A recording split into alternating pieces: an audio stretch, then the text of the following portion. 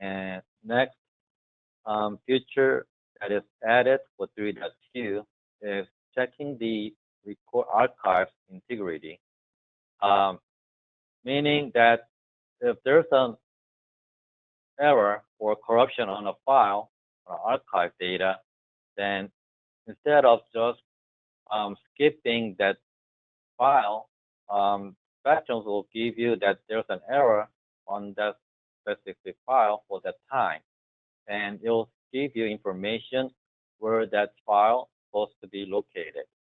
One other case will be if someone, let's say a manager who has access to the server, will accidentally or intentionally deleted certain file or folder of the archive, then it'll provide that information that it was tampered and which folder or drive that it was tampered.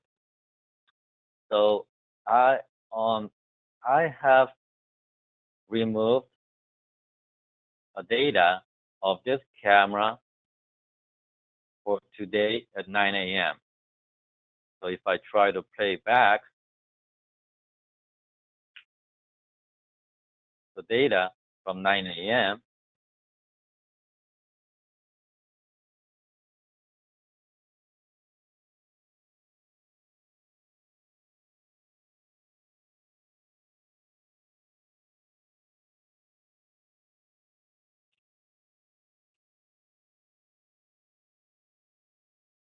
it will say archive integrity problem detected on E drive DW Spectrum Media.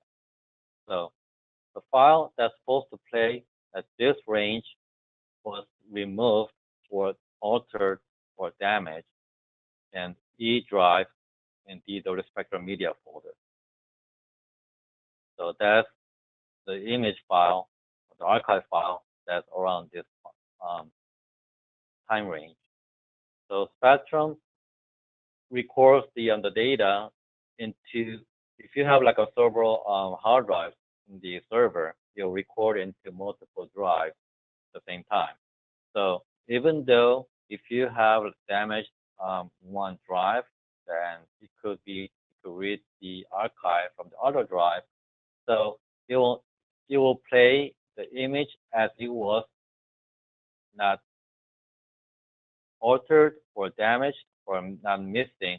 But if there's a file that the Spectrum cannot retrieve, which is in the database, then it will say there's an issue with the archive.